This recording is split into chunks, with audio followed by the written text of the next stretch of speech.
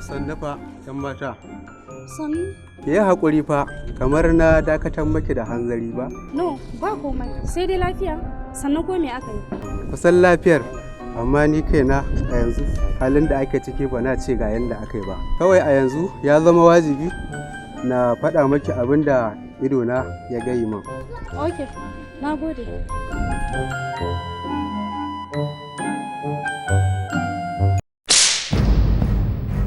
Banza kawai, me ma za a yi da kewa a duniya ne wani?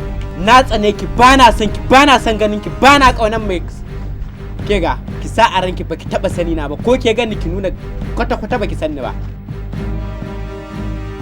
Kamar ni. Abu ke na ƙara miki wani marin yanzu. To wallahi ba mari na kai ba, ko kashe ni kai ka sa a ranka wallahi ba zan daina son ka. Ai ko zaki mutu kuwa. Wallahi san ka yanzu na fara, ko kashe ni za ka. Wallahi ba zan daina son ka ba. Yanzu ma na fara ma idai.